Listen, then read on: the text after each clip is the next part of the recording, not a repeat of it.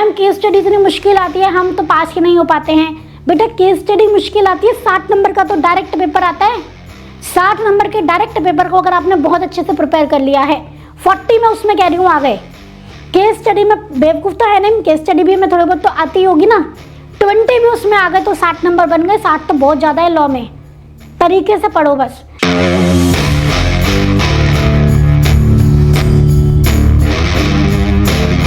जय Shri Shyam to all the students. बच्चों video को कंटिन्यू करने से पहले मेरे क्वेश्चन का आंसर देना आप। सोल्जर बैटलफील्ड में अपनी स्ट्रैटेजी बनाता है या पहले से होमवर्क करके जाता है? पहले से स्ट्रैटेजी बना के जाता है। सामने गोलियां चल रही है बैटलफील्ड में, तब थोड़ा ना सबके साथ मिलकर स्ट्रैटेजी बनाएगा। क्लियर? सिमिलरली आपके साथ भी यही, अगर लॉ का पेपर पास करना है, इस बैटलफील्ड को जीतना है ना, तो आपको पहले से थोड़ी सी स्ट्रैटेजी बना के चलनी पड़ेगी, अपने पेपर को समझना पड़ेगा। आज की वीडियो में मैं सारी प्रॉब्लम आपकी दूर कर दूंगी, आपको आपका पेपर समझाऊंगी और साथ में बताऊंगी कि आपकी स्ट्रैटेजी क्या होनी चाहिए बैटलफील्ड में। ठीक है? एक इकलौता लॉ का पेपर ऐसा है जहां पे 100% of the syllabus is fixed, मतलब कौन से क्वेश्चन में क्या पूछा जाएगा इट इज फिक्स्ड।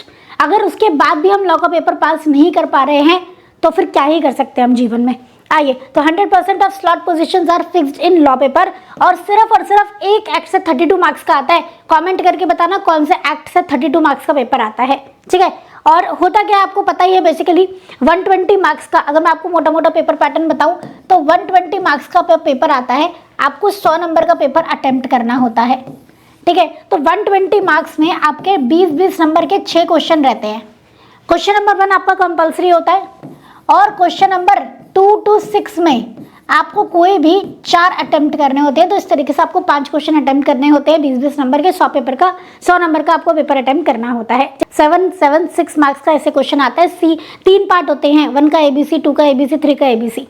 अब आप ध्यान से सुनो। जैसे क्वेश्चन नंबर 1 है, कंपल्सरी क्वेश्चन है वो, ठीक है, उसमें कोई ऑप्शन में नहीं आता है। 20 नंबर का है, Indian contract act companies partnership. 1 का A Indian contract act, B company, C partnership. Fixed. Law के पेपर में इतना भी फिक्स्ड है और किसी पेपर में फिक्स नहीं है, अकाउंट्स के में भी फिक्स नहीं है। तो अब सोचो ना, इतना सब कुछ हमें पता है फिर भी हम क्लियर नहीं कर पा रहे तो क्या ही फायदा है। आ जाओ, तो इसमें आपका केस स्टडी बेस्ड क्वेश्चन आते हैं। ठीक है? क्वेश्चन नंबर 2 में आपका सोगा आता है, कंपनीज आता है, LLP आता है। क्वेश्चन नंबर 3 आपका पार्टनरशिप का जो क्वेश्चन नंबर फर्स्ट पार्ट आता है ना इसका, वो थोड़ा सा हैवी रहता है, हैवी केस स्टडी आती है, कंपनीज आता है, कॉन्ट्रैक्ट आता है। ठीक है? अब आप मेरी बात ध्यान से सुनना, मैं आपको क्वेश्चन बाय क्वेश्चन ये भी बताऊंगी कि किसमें कंपनीज एक्ट का केस स्टडी आता है, किसमें कंपनीज एक्ट की डायरेक्ट क्वेश्चन आता है, किसमें सोगा का केस स्टडी आता है, किसमें सोगा का डायरेक्ट क्वेश्चन आता है। तो आप देखना, बहुत डिटेल में हम बात करेंगे इसके बारे में, आप पूरी सुनना वीडियो देखो। ठीक है? क्वेश्चन नंबर 4 में आपका इंडियन कॉन्ट्रैक्ट एक्ट, नेगोशिएबल और इंडियन रेगुलेटरी फ्रेमवर्क आता है। क्वेश्चन नंबर 5 में सोगा पार्टनरशिप कॉन्ट्रैक्ट एक्ट आता है, एप्लीकेशन बेस्ड क्वेश्चन आते हैं। क्वेश्चन नंबर 6 में आपका negotiable instrument act, Indian contract act और सोगा आता है। और क्वेश्चन नंबर 6 में आपके पास चॉइस भी आती है इंडियन कॉन्ट्रैक्ट एक्ट वाले में, बी वाले पार्ट में। ठीक है? आगे आ जाओ। इससे इंपॉर्टेंट बात ये है, ये दिख रही है आपको स्लाइड? आओ, हमने लास्ट 6 अटेम्प्ट के पेपर को यहाँ पे एनालाइज किया आपके लिए। क्वेश्चन नंबर 1 का ए पार्ट देखो, हर बार इंडियन कॉन्ट्रैक्ट एक्ट फिक्स्ड है बेटा, फिक्स्ड है, हर बार इंडियन कॉन्ट्रैक्ट एक्ट है, लॉक्ड। क्वेश्चन नंबर 1 का बी पार्ट, हर बार कंपनीज एक्ट 2013, हर बार कंपनीज एक्ट 2013। ठीक है? ए पार्ट 7 मार्क्स का, बी पार्ट 7 मार्क्स का, सी पार्ट 6 मार्क्स का। अब ये 7 का फुल फ्लेज भी एक 7 का आ सकता है क्वेश्चन, या बाइफरकेट होके भी आ सकता है। ठीक है? क्वेश्चन नंबर 1 का सी पार्ट 6 मार्क्स का, हर बार Indian partnership act, fixed every time. ठीक है? क्वेश्चन नंबर 2 का ए पार्ट, हर बार सोगा, बी पार्ट हर बार कंपनीज एक्ट, सी पार्ट हर बार LLP। क्वेश्चन नंबर 3 का ए पार्ट, हर बार इंडियन पार्टनरशिप एक्ट, 3 का बी पार्ट हर बार कंपनीज एक्ट, 3 का सी पार्ट हर बार Indian contract act.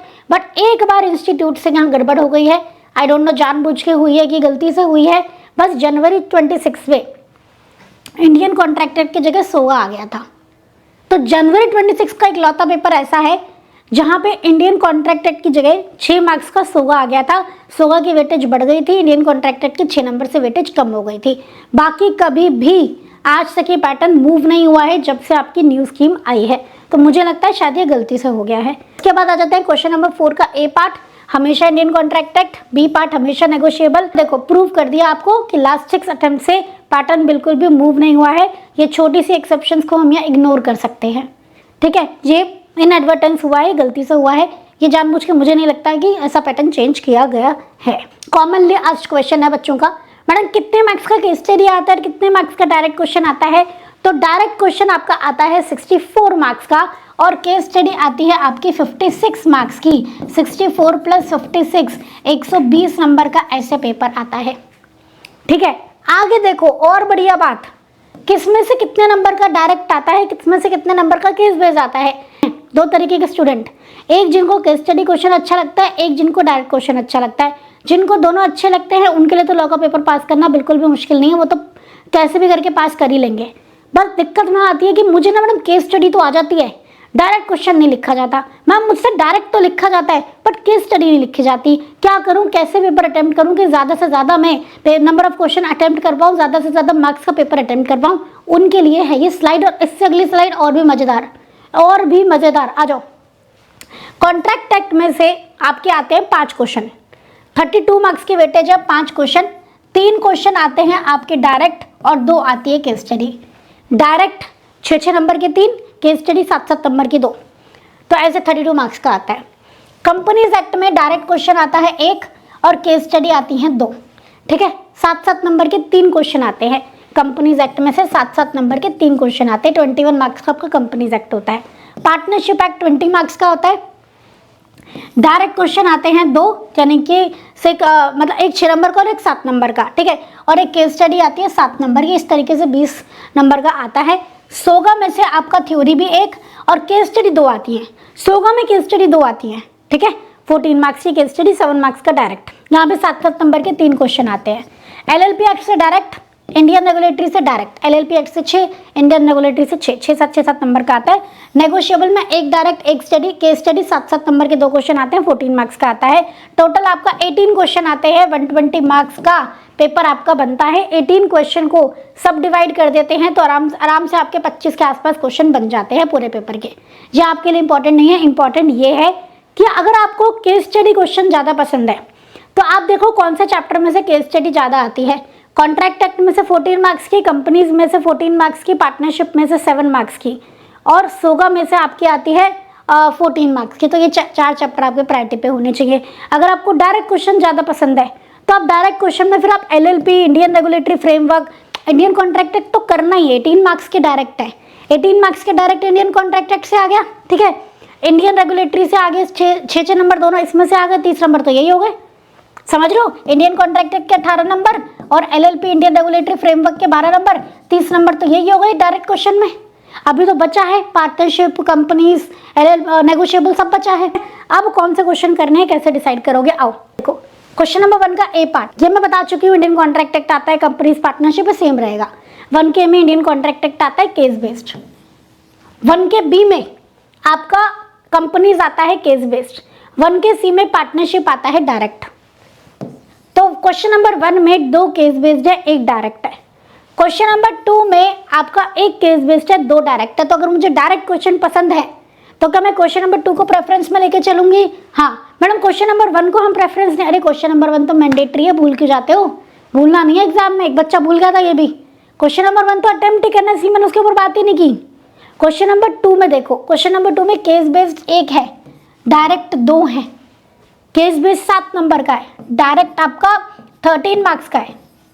Question number 3 में देखो, 2 केस बेस्ड है, 13 मार्क्स का केस बेस्ड, 14 मार्क्स का केस बेस्ड है और 6 मार्क्स का डायरेक्ट है। क्वेश्चन नंबर 4 में आपका 1 केस बेस्ड है, 2 डायरेक्ट है। क्वेश्चन नंबर 5 में आपका 1 केस बेस्ड है, 2 डायरेक्ट है। क्वेश्चन नंबर 6 में भी अगेंस्ट 1 केस बेस्ड है और 2 डायरेक्ट है। तो अगर आपको केस बेस्ड कम पसंद है, डायरेक्ट ज़्यादा पसंद है, तो क्या हम क्वेश्चन नंबर 4, 5, 6 को अपनी प्रेफरेंस में रखेंगे? Yes, depending on the chapter जो आपने प्रिपेयर करे हैं। और चैप्टर की प्रिपरेशन प्रायोरिटी भी क्या होनी चाहिए, रिवीजन प्रायोरिटी भी क्या होनी चाहिए, वो मैं भी बताऊंगी आपको। तो हमें क्या ये थोड़ा बहुत समझ में आया? ठीक है, ये पीडीएफ आपको डिस्क्रिप्शन में मिल जाएगी, डाउनलोड कर लेना और आराम से इसको एनालाइज करना। तो ये मैंने क्वेश्चन नंबर वाइज बता दिया कि किसमें डायरेक्ट ज़्यादा आता है, किसमें केस बेस्ड ज़्यादा आता है। आइए देखो, ये रहा जो क्वेश्चन नंबर 1 है, उसमें डायरेक्ट 6 नंबर का है, केस बेस्ड 14 मार्क्स का है। ये इसके बेसिस पे बनाया है, इससे भी इंपॉर्टेंट स्लाइड है ये। तो क्वेश्चन नंबर 1 तो वैसे भी मैंडेटरी है, उसको तो हम छोड़ ही नहीं सकते। क्वेश्चन नंबर 2 में डायरेक्ट 13 मार्क्स का है, केस बेस्ड 7 मार्क्स का है। डायरेक्ट थ्योरी ज़्यादा है, क्वेश्चन नंबर 2 हम प्रायोरिटी पे रख सकते हैं अगर हमें डायरेक्ट पसंद है।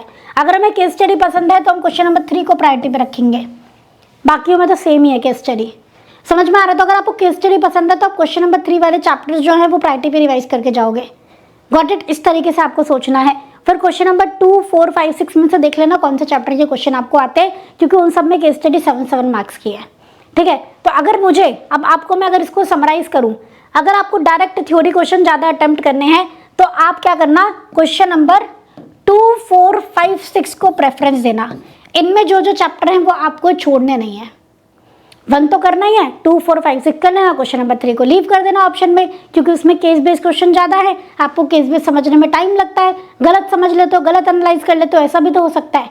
सबकी लेवल एक जैसा हो, सबकी एनालिटिकल थिंकिंग एक जैसी हो, ज़रूरी नहीं है। ठीक है, कुछ बच्चे ऐसे होते हैं जो केस स्टडी लिख लेते हैं, वो कहते हैं कि हमें केस स्टडी में कम लिखना पड़ता है इसलिए हम लिख लेते हैं, हम रट्टा नहीं मार सकते इसलिए हमसे डायरेक्ट क्वेश्चन नहीं होते। तो उनके लिए क्वेश्चन नंबर 1 तो है ही, वो तो आपको अटेम्प्ट करना ही पड़ेगा। ठीक है, क्वेश्चन नंबर 2 वो लोग डायरेक्ट जो है वो वाला लीव कर सकते हैं। बाकियों में से देख सकते हैं मुझे कितने कितने मार्क्स का आता है। बाकियों में देखो जिनको केस स्टडी पसंद है, क्वेश्चन नंबर 3 आप प्रायोरिटी पे रखोगे। क्वेश्चन नंबर 3 फिर आप प्रायोरिटी पे रखोगे क्योंकि उसमें केस बेस्ड ज़्यादा है। Case based, case based, case based, case based, case based, फिर आप ये क्वेश्चन अटेम्प्ट करोगे। ये शीट बहुत इंपॉर्टेंट है, एक बार इनको डाउनलोड करके पढ़ लेना।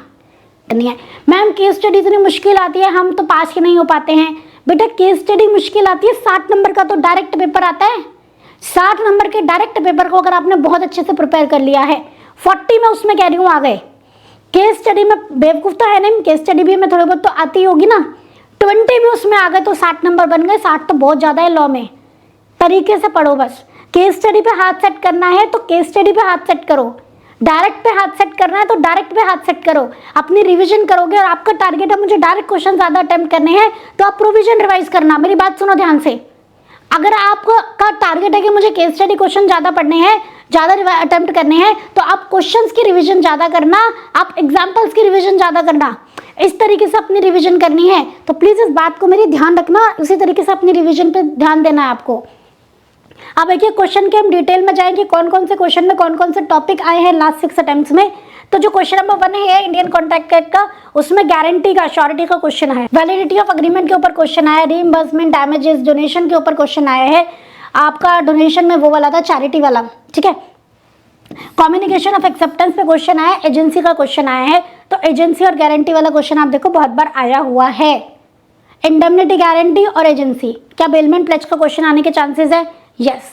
उसके बाद कंपनीज एक्ट में आ जाओ। कंपनीज एक्ट में holding subsidiary, OPC, section 8, small company, lifting of corporate, सारे इंपॉर्टेंट टॉपिक यहाँ पे रोटेट हुए हैं। इनमें से कोई ना कोई दोबारा टकराएगा। इंडियन पार्टनरशिप एक्ट में नॉन रजिस्ट्रेशन की consequences, expulsion of partner, minor का प्रोविजन, आउटगोइंग पार्टनर, इंडेमनिटी की, पार्टनर की हरकतों से कोई नुकसान होगा तो पार्टनर इंडेमनीफाई करेगा, सूट बाय अनरजिस्टर्ड फर्म, वही नॉन रजिस्ट्रेशन वाला। ठीक है, तो यूनिट 3 में जो रजिस्ट्रेशन नॉन रजिस्ट्रेशन है इंपॉर्टेंट है। उसके बाद क्वेश्चन नंबर 2 पे आ जाओ। क्वेश्चन नंबर 2 में सेल ऑफ गुड्स एक्ट आता है, फर्स्ट पार्ट। उसमें आपका रिस्क एंड ओनरशिप के ऊपर क्वेश्चन आया है, कंडीशन वारंटी, केवे टेम्पटर, स्पेसिफिक अनसर्टेन गुड्स की ओनरशिप ट्रांसफर होने के ऊपर क्वेश्चन आया है, implied condition, condition and warranties, condition का ऊपर कई बार क्वेश्चन आ चुका है। क्वेश्चन नंबर 2 भी में कंपनीज एक्ट में एमओए, एओए, ऑल्ट्रेशन दोनों की। ठीक है, लिफ्टिंग ऑफ कॉर्पोरेट विल, देखो लिफ्टिंग ऑफ कॉर्पोरेट विल तो बहुत इंपॉर्टेंट है। Doctrine of indoor management, common seal के ऊपर क्वेश्चन आया है। Limited company limited by share और गारंटी में क्या डिफरेंस है उसके ऊपर क्वेश्चन आया है। क्वेश्चन नंबर 2C में एलएलपी एक्ट में तो यही इंपॉर्टेंट है, इन्हीं में से ही आते हैं। बॉडी कॉर्पोरेट की डेफिनेशन पूछ लेंगे, डेफिनेशंस इंपॉर्टेंट है। ठीक है, इनकॉर्पोरेशन डॉक्यूमेंट क्या होता है, designated partner, small LLP, name change का प्रोविजन कि अगर नाम गलती से सिमिलर हो गया तो क्या प्रोविजन है, एलएलपी, कंपनी, पार्टनरशिप, इनके डिफरेंसेस। उसके बाद आपका जो क्वेश्चन नंबर 3 है पार्टनरशिप का, इसमें हैवी क्वेश्चन आता है। इंडियन पार्टनरशिप एक्ट का थोड़ा टफ क्वेश्चन आता है। Implied authority, holding out, nominal partner, minor as partner, बार बार आ चुका है। और डिसोल्यूशन के ऊपर क्वेश्चन आ जाएगा आपका, डिसोल्यूशन वाली यूनिट से। एग्जिस्टेंस ऑफ पार्टनरशिप, पार्टनरशिप है या नहीं है इसके ऊपर क्वेश्चन आ जाता है। कंपनीज एक्ट में आप देखो government company, ultra vires, PFI, छोटे छोटे टॉपिक आते हैं यहाँ पे, छोटे वाले टॉपिक, ठीक है। गवर्नमेंट कंपनी छोटे छोटे पार्ट्स में 2-3 टॉपिक आ जाएंगे। अल्ट्रा वायरस है क्या, अगर ultra vires provision, remedy, public financial institution, common seal, share certificate के ऊपर एक क्वेश्चन आ गया था कि साइन उस पर वैलिड है कि नहीं है, कॉमन सील नहीं है तो इसके ऊपर क्वेश्चन आ जाता है, ठीक है। प्राइवेट कंपनी की नंबर ऑफ मेंबर की रिस्ट्रिक्शन और स्मॉल कंपनी के ऊपर क्वेश्चन आ जाता है। इसमें आपका एक क्वेश्चन वो आ जाता है, ओपीसी है क्या, ओपीसी में भी पर्सन जो है वो आपका लायबल नहीं होता है, या ओपीसी में भी कॉर्पोरेट व्हील लगता है क्या, ऐसे मिक्स करके क्वेश्चन आ गया था एक बार, ठीक है। फिर 3C जो है इंडियन कॉन्ट्रैक्ट एक्ट का, उसमें श्योरिटी के ऊपर, श्योरिटी तो बहुत इंपॉर्टेंट है, गारंटी वाली यूनिट तो आप छोड़ ही नहीं सकते, ठीक है। Agreement oppose to public policy, damages के ऊपर क्वेश्चन आ जाता है। अग्रीमेंट विदाउट कंसिडरेशन एंड को श्योरिटी, श्योरिटी श्योरिटी श्योरिटी, तो कॉन्ट्रैक्ट ऑफ गारंटी वाली यूनिट तो आपको बिल्कुल भी नहीं छोड़नी, लास्ट 3 यूनिट छोड़ना ही मत। और अगर फिर भी प्रायोरिटी पूछो तो गारंटी वाली पहले, फिर एजेंसी और फिर बेलमेंट प्लेज है, ठीक है। उसके बाद क्वेश्चन नंबर 4 में आपका जो इंडियन कॉन्ट्रैक्ट एक्ट है आता है जो 4A, उसमें joint promisor, finder of goods, time bar debt, offer invitation to offer, breach of contract, void agreement, उनके रेमेडीज के ऊपर क्वेश्चन आ जाता है। नेगोशिएबल इंस्ट्रूमेंट में सबसे इंपॉर्टेंट 4B में आपका मोस्ट प्रेडिक्टेबल सेक्शन 138 आ जाता है। प्रॉमिसरी नोट, नेगोशिएबल इंस्ट्रूमेंट के एसेंशियल्स, डायरेक्ट क्वेश्चन आ जाता है, ठीक है। टाइप्स ऑफ नेगोशिएबल इंस्ट्रूमेंट, इसमें डायरेक्ट क्वेश्चन आता है। कॉम्पनसेशन के rules, inland foreign, presentment, cheque bill of exchange, direct question आता है, यही टॉपिक रिपीट होते हैं और कुछ भी नहीं है, ठीक है। कॉम्पनसेशन, इनके अलावा ये जो टॉपिक इसमें बता रही हूँ उसके अलावा तो कहाँ आते ही नहीं है इनमें, इंडियन रेगुलेटरी में, नेगोशिएबल में, LLP में, इन्हीं में से रिपीट होंगे। इंडियन रेगुलेटरी में देखो SEBI, RBI, IBBI, sources of law, type of law, Indian judicial hierarchy and ministries, ठीक है। इन्हीं में से कोई ना कोई क्वेश्चन टकराएगा आपका। क्वेश्चन नंबर 5 और 6 में ध्यान से देखो। क्वेश्चन नंबर 5 में 5A का जो है 7 मार्क्स का सोगा आता है, कैवे टेम्पर ऑक्शन और रिस्क और ओनरशिप वाला, ट्रांसफर वाला, ट्रांजिट में तो रिस्क किसका, and right of lien, unpaid seller, unit 4 में से। पार्टनरशिप में डिसोल्यूशन, डिसोल्यूशन के बाद इंप्लाइड अथॉरिटी, होल्डिंग आउट, पहले भी रिपीट हुआ था, यही टॉपिक्स है, या तो वहां आ जाएंगे यहाँ पे आ जाएंगे। इंडियन कॉन्ट्रैक्ट में under influence, surety, surety surety, ठीक है। कोवर्जन एक आपका यूनिट नंबर 3 से आ गया और एक आपका श्योरिटी वाले से आ गया, जॉइंट प्रॉमिसर वाला परफॉर्मेंस ऑफ कॉन्ट्रैक्ट से आ जाएगा। तो unit number 3, 4 and unit number 7 important है, ठीक है। उसके बाद हम आ जाएंगे क्वेश्चन नंबर 6 में। 6 का A का जो 7 मार्क्स का नेगोशिएबल का है, सेक्शन 138 डिलीवरी, ठीक है। होल्डर इन ड्यू कोर्स के बारे में आ जाता है। प्रेजेंटमेंट का क्वेश्चन यहाँ भी आ सकता है। इंडियन कॉन्ट्रैक्ट एक्ट का जो और वाला है पार्ट होता है 6B में, मतलब इंडियन कॉन्ट्रैक्ट एक्ट 6B में आता है, ऑप्शन में आता है wagering, quasi contract agency, pledge, pledge का क्वेश्चन यहाँ पे आ सकता है, ठीक है। यहाँ पे 2 ऑप्शन होते हैं आपके पास। 6C में सोगा आता है, sale on approval, hire purchase, buyer के राइट, राइट ऑफ रीसेल, छोटे छोटे टॉपिक यहाँ पे आपसे पूछ लेते हैं, ठीक है। तो 6 क्वेश्चन को हमें प्रायोरिटी पे रखने का हमारा रीजन ये है, अगर आपने नेगोशिएबल इंस्ट्रूमेंट किया है अच्छे से तो 6 क्वेश्चन को प्रायोरिटी पे रखना, क्योंकि यहाँ पे आपके इंडियन कॉन्ट्रैक्ट एक्ट में ऑप्शन होता है, ठीक है। और थोड़ा हल्का क्वेश्चन ही आता है, इसमें बहुत हैवी क्वेश्चन नहीं आता है। आइए आप ध्यान से देखो, आपका 94 मार्क्स का पेपर 4 एक्ट से है। कौन कौन से 4 एक्ट से है, यहीं पे मैं आपको प्रायोरिटी बताऊंगी कौन से एक्ट को पहले आपको रिवाइज करना है। Indian contract act, companies, sale of goods act, Indian partnership act. 94 marks का पेपर यहाँ से है। 32, 21, 21, 20 रिवाइज करने के बाद पहले तो ये रिवाइज करना है, इट इज नॉन नेगोशिएबल। क्या करना है, उसके बाद आपको जाना है LLP पे। इसका रीजन ये है कि अगर नेगोशिएबल और इंडियन रेगुलेटरी आप कम भी रिवाइज कर पाए तो ये दोनों एक ही क्वेश्चन में आते हैं। कौन से क्वेश्चन में आते हैं मैं दिखाती हूँ आपको। ये रहा क्वेश्चन नंबर 4 में। फिर in that case you can leave question number 4। और क्या गलती नहीं करनी है, सिर्फ रट्टाबाजी नहीं करनी है, ठीक है। कॉन्सेप्ट को समझना है, एग्जाम्पल्स को समझना है, तभी आप एग्जाम में केस स्टडी पहचान पाओगे। जनरली बच्चे LLP और इंडियन रेगुलेटरी को छोड़ देते हैं। समय हो तो इनको करो, 12 नंबर फ्री के हैं। समय ना हो तो मैं आपको ऑलरेडी स्ट्रैटेजी बता चुकी हूँ। LLP पहले करना, टोटल 30 मिनट तो मैं ज़्यादा बता रही हूँ, 30 मिनट से मैं बहुत ज़्यादा बोल रही हूँ। 20 मिनट में LLP रिवाइज हो जाता है और ये ईजी है। एक गलती और करते हैं और ऑप्शन को नहीं पढ़ते हैं। 6 क्वेश्चन लास्ट में पढ़ता है तो उसको आप छोड़ देते हो। 6 क्वेश्चन को आपको पढ़ना है, वहाँ पे आपके पास एक एक्स्ट्रा चॉइस है तो उसको आपको बिल्कुल बिलीव नहीं करना है, ठीक है। नहीं आता होगा तो अलग बात है। अब आपको प्रायोरिटी वाइज वैसे तो मैंने आपको बता ही दिया है, ठीक है, पर फिर भी सबसे पहले Indian contract act, companies act revise करना। आप 53 मार्क्स आउट ऑफ 120 डन हो जाएंगे। फिर सोगा और पार्टनरशिप रिवाइज करना, 41 मार्क्स आउट ऑफ 120 डन हो जाएंगे, तो 94 मार्क्स का पेपर आपका यहाँ पे प्रिपेयर हो जाएगा। उसके बाद आप पहले तो LLP करना, ठीक है, फर्स्ट आप LLP करना, फिर आप नेगोशिएबल और इंडियन रेगुलेटरी करना। क्लियर? तो मैंने आपको प्रायोरिटी बता दी, ये दोनों चैप्टर फर्स्ट प्रायोरिटी, ये दोनों सेकंड प्रायोरिटी, फिर आपको LLP करना है, फिर आपको नेगोशिएबल और इंडियन रेगुलेटरी करना है। क्लियर है? इसको नोट डाउन कर लेना और please do share it with your friends. चलिए, thank you so much everyone. जय श्री श्याम बच्चों, all the very best for exam, बढ़िया से प्रिपेयर करना। मिलते हैं नेक्स्ट वीडियो में। Thank you so much. जय श्री श्याम।